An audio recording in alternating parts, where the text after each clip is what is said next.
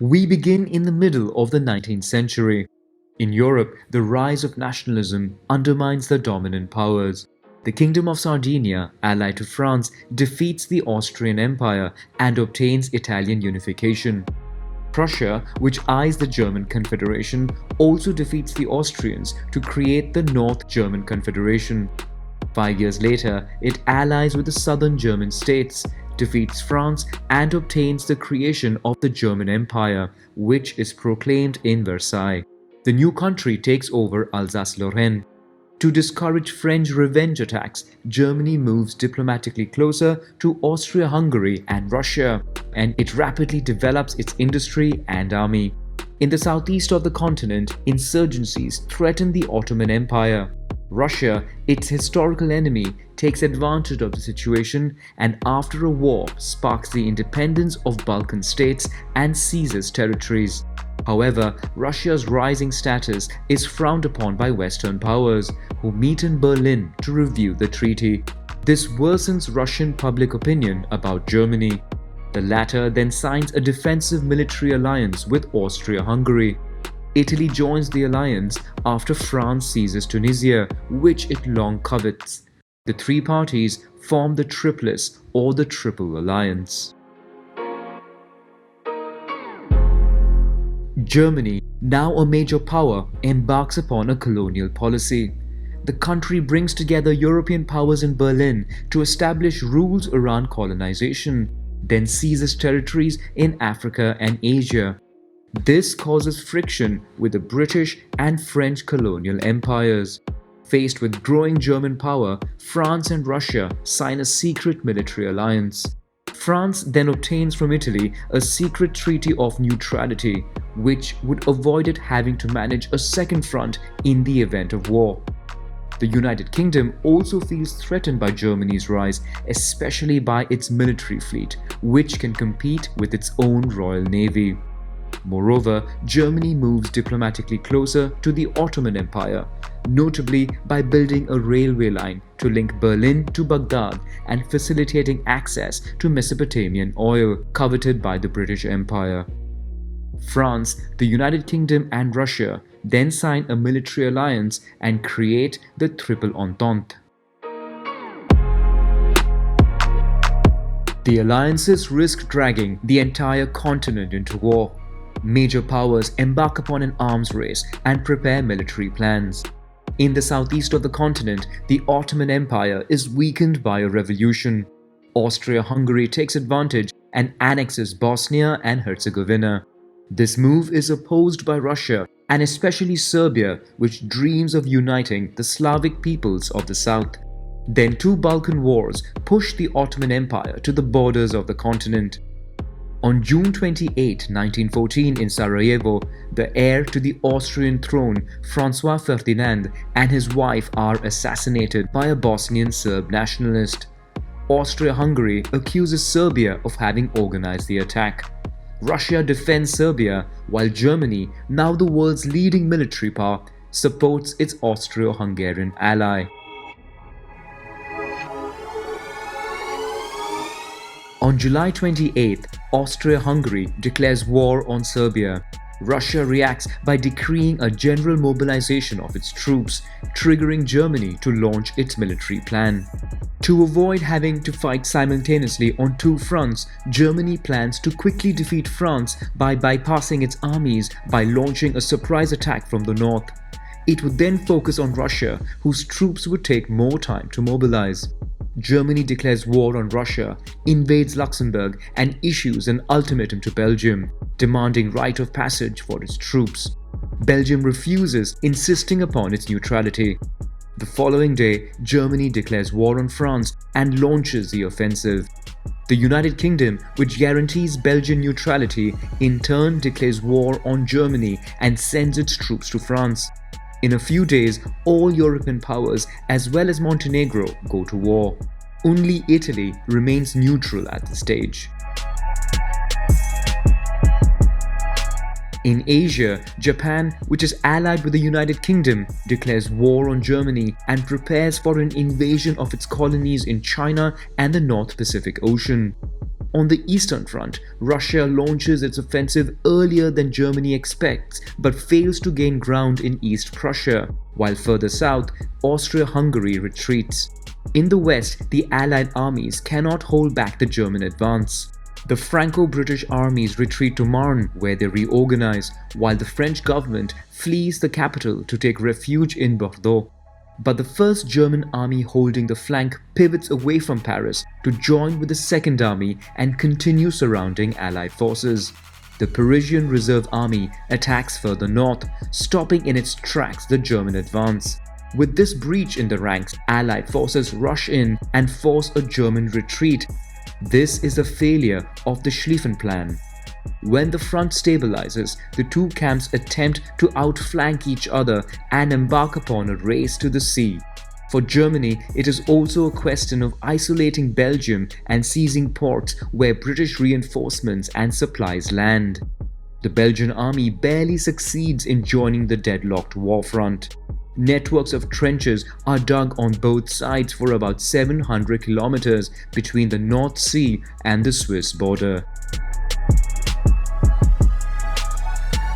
Now that the Western Front is frozen, both sides use full force to attack the enemy. The war becomes total. The mighty Royal Navy imposes a naval blockade on Germany, while German submarines are sent to British waters to sink all ships and vessels. Aviation, which is still a recent invention, is used first for observations. Planes would then gradually be used for bombing and air combat. The Germans use Zeppelin airships to bomb Paris twice and England around 50 times.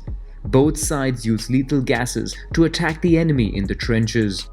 Behind the front lines, entire populations participate in the war effort, including women who are involved in arms factories.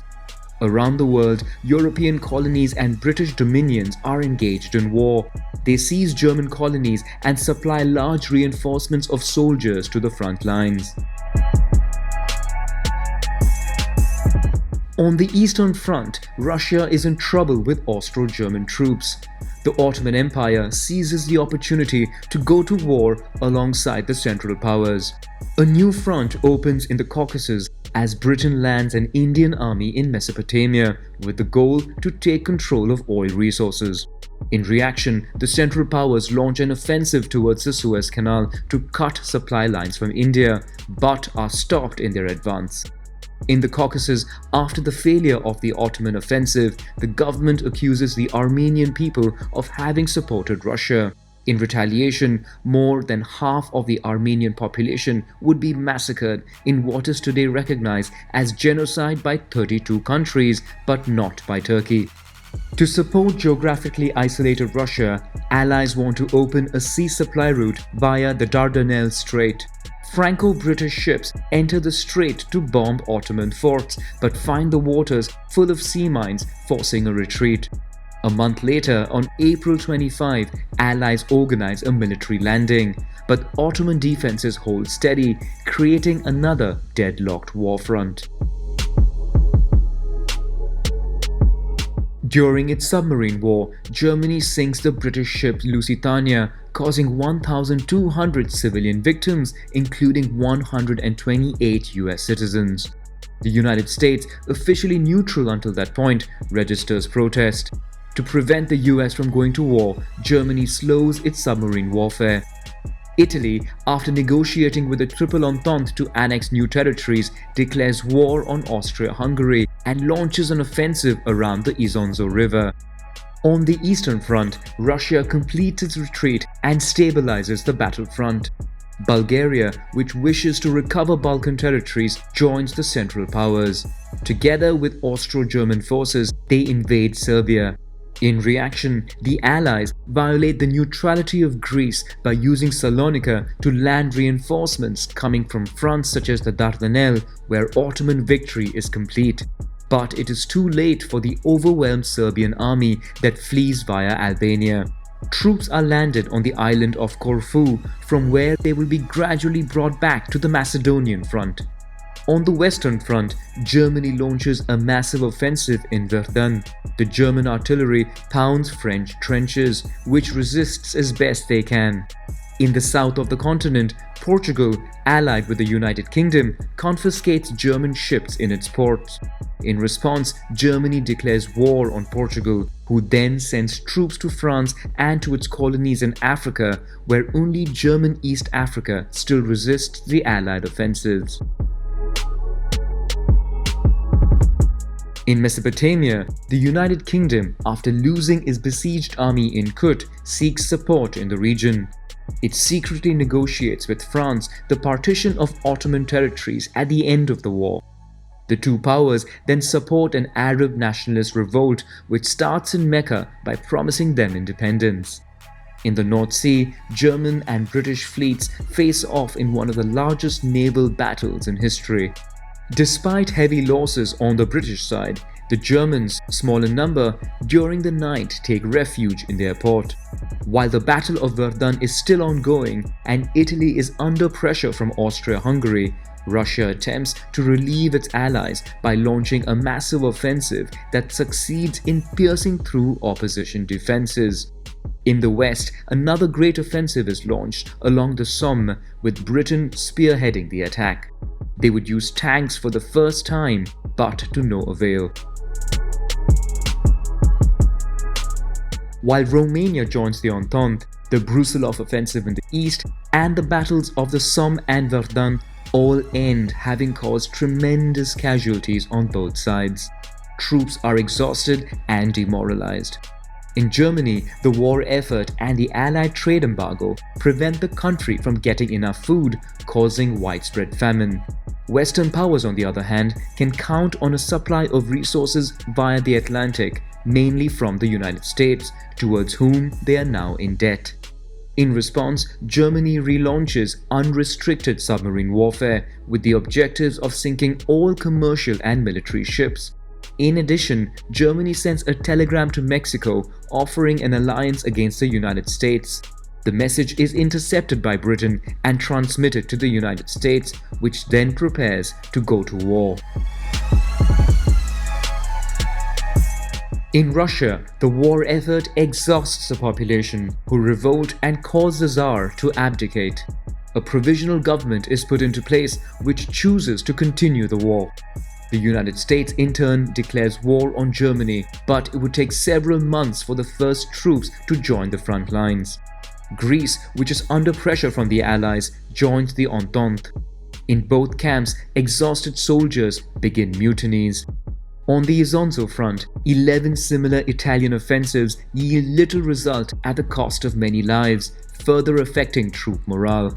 Austro-German troops counterattack and push back the front line. At the gates of Gaza after a victory, British armies prepare to enter Palestine. To gain the support of the Jewish community, British Prime Minister Arthur Balfour publishes a statement addressing Lord Rothschild, a leader of the British Zionist Federation, promising a state for the Jewish people in Palestine. In Russia, the Bolsheviks organize a second revolution and seize power. They sign an armistice with Germany, but after the breakdown of negotiations, war resumes. Austro-German forces put the Russian army out of action, forcing the country to accept a peace treaty and recognize the independence of new states. Russia then sees the start of a civil war. With Russia out of the game, Germany concentrates on the Western Front to win before US troops grow in strength. A large-scale offensive is launched lasting 4 months, and German troops push their way to Marne again. But a powerful Allied counter-offensive forces German troops to retreat. In parallel, the Allies launch an offensive on the Macedonian front, which quickly forces Bulgaria to sign an armistice. The Ottoman Empire finds itself isolated, while Arab-British forces reach Damascus as the French land in Beirut. Austria-Hungary retreats to the Balkans and to Italy.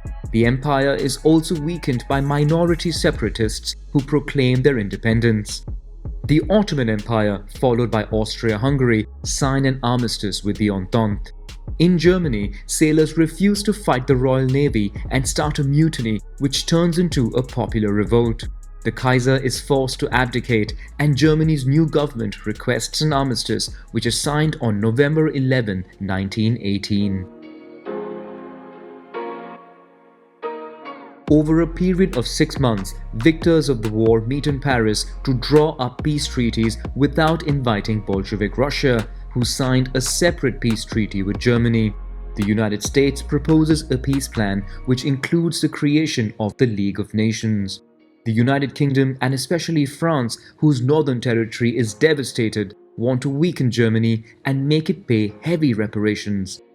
June 28, 1919 proves to be a symbolic date because 5 years after the assassinations at Sarajevo, a peace treaty is signed between Germany and the Allies at Versailles in the same room where the German Empire had been proclaimed in 1871. The measures imposed on Germany are severe. The country loses 20% of its territory and 10% of its population, mainly to the benefit of Poland, which is recreated and which obtains access to the sea. Germany is cut in two, while the Saar region, rich in coal, is brought under international control for 15 years. German colonies are carved up among the victors. The country's army is severely dismantled. Finally, Germany and its allies are considered solely responsible for war damages and must pay all reparations. The treaty is considered a humiliation by the German people.